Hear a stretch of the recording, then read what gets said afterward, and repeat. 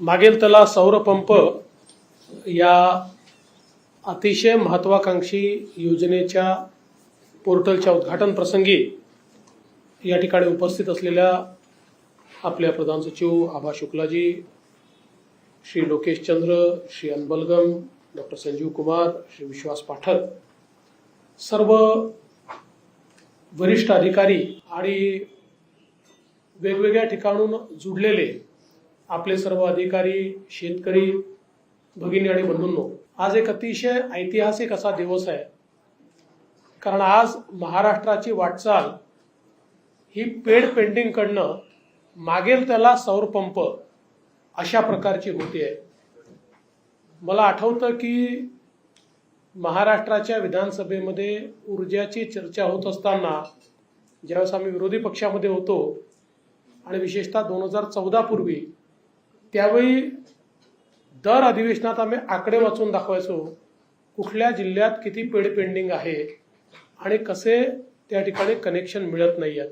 मुख्यमंत्री झाल्यानंतर मोठ्या प्रमाणात आपण पेड पेंडिंग क्लिअर करण्याकरता पैसे दिले आणि मग त्याचा आपण पाठपुरावा करायचो, किती झाले.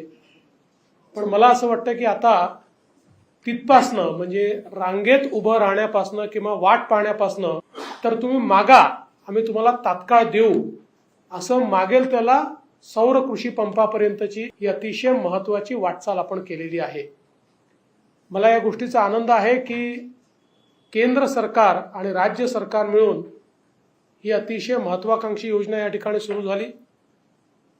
देशाचे प्रधानमंत्री माननीय मोदीजींचे मी आभार मानतो की त्यांनी कुसुम सारखी योजना आणली आणि त्यातनं मोठ्या प्रमाणात आपल्याला फायदा मिळाला. महाराष्ट्रात विशेषतः आपण अतिशय महत्वाचा निर्णय घेतला की 30% हे केंद्र सरकारचे, 10% हे लाभार्थ्याचे आणि उर्वरित 60% हे राज्य सरकारच्या माध्यमातून आपण देतो.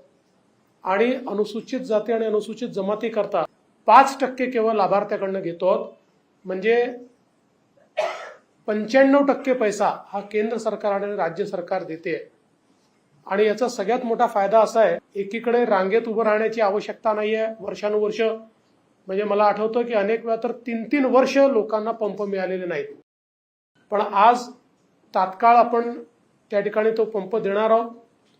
पंप मिळाल्यानंतर अर्धे दिवस रात्री वीज, अर्धे दिवस सकाळी वीज, त्यामुळे रात्री बेरात्री पाण्याची सोय करा.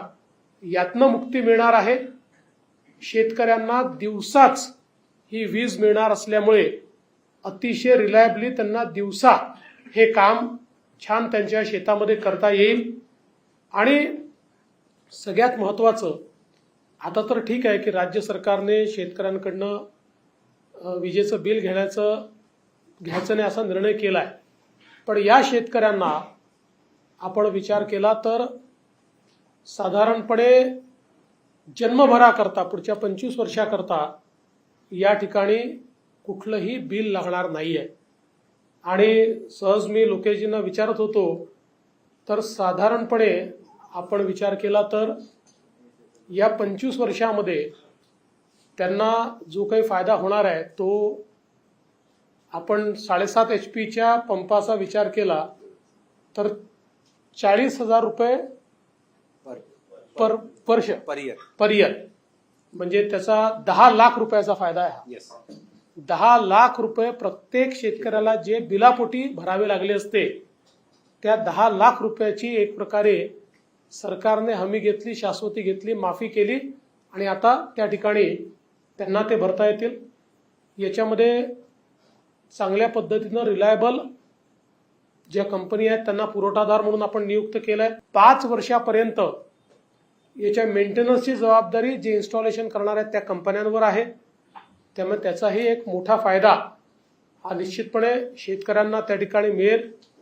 आणि याच सोबत पुढच्या काळामध्ये त्यांनी अधिकची वीज तयार केल्यानंतर ती ग्रीडमध्ये कशी टाकता येईल आणि त्यांना त्यातनं उत्पन्न कसं देता येईल, म्हणजे बिल भरणारा हा आता पैसे घेणारा कसा होऊ शकेल, अशी योजना शेतकऱ्यांपर्यंत आणण्याचा प्रयत्न हा आपल्या या सरकारच्या माध्यमातून चाललेला आहे. खरं म्हणजे मला या गोष्टीचा आनंद आहे की गेल्या 2-2.5 वर्षामध्ये आपल्या 3ही कंपन्यांनी अतिशय पाथ ब्रेकिंग अशा प्रकारचे निर्णय घेतलेले आहेत की ज्याच्यामुळे पुढचं जे आपल्या ऊर्जा विभागाचं भवितव्य आहे, आज जरी आपण बऱ्यापैकी स्ट्रगल करत असलो तरी देखील भविष्यामध्ये या निर्णयांमुळे आपलं राज्य इतर राज्यांच्या सगळ्यात पुढे असणार आहे.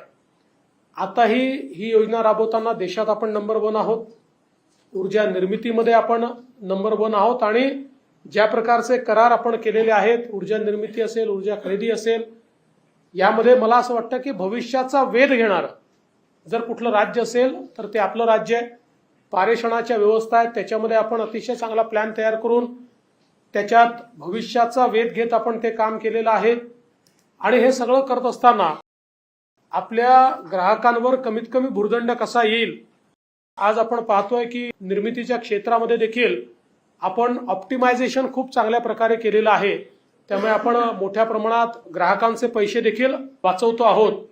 आणि या सगळ्या प्रोसेसमध्ये मला असं वाटतं की ज्या प्रकारे केंद्र सरकारने देखील आपल्याला मदत केली आहे, RDSS सारखा आपला प्लॅन असेल की ज्याच्यामध्ये आता केंद्राची मदत मोठ्या प्रमाणात आपल्याला मिळते, कुसुममध्ये मिळते. आणि मला असं वाटतं की यातला सगळ्यात महत्वाचा भाग हा जे आपण जवळपास आता 12,000 मेगावॅटचे ना आपण मुख्यमंत्री सौर कृषी वाहिनीमध्ये 12,000 मेगावॅटचे आपले करार झाले आहेत, कामं सुरू झाले आहेत, काही कामं देखील पूर्ण झाले आहेत. मला असं वाटतं की आजपासून 2 ते 2.5 वर्षांनी महाराष्ट्र हे देशातलं एकमेव राज्य असेल की ज्या राज्यामध्ये शेतकऱ्यांना मिळणारी 100% वीज ही सौर ऊर्जा असेल. आणि त्यामुळे एकीकडे आपण ग्रीन एनर्जी देऊ आणि दुसरीकडे मोठ्या प्रमाणात आपण पैसे देखील त्या ठिकाणी सरकारचे किंवा आपल्या कंपन्यांचे वाचवू शकू.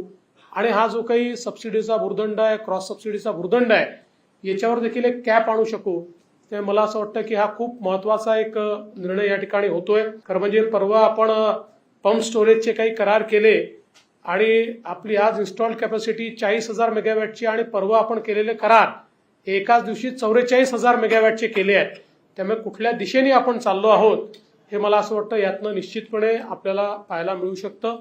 मी या निमित्ताने ऊर्जा विभागाचं, ऊर्जा सचिव असतील, तिन्ही आपल्या कंपन्यांचे CMD असतील, आपले सगळे डायरेक्टर्स असतील, सगळे अधिकारी असतील, या सगळ्यांचं मनापासून अभिनंदन करतो की हा जो काही आपला 2-2.5 वर्षाचा कार्यकाळ आहे, मला असं वाटतं की हा एक प्रकारे आपल्या ऊर्जा विभागाचा एक टर्निंग पॉइंट म्हणून आपल्याला हा कार्यकाळ बघता येईल की ज्याच्यात आपण खूप महत्वाचे निर्णय घेऊन भविष्याची सगळी नांदी आपण या कार्यकाळामध्ये उभी केलेली आहे.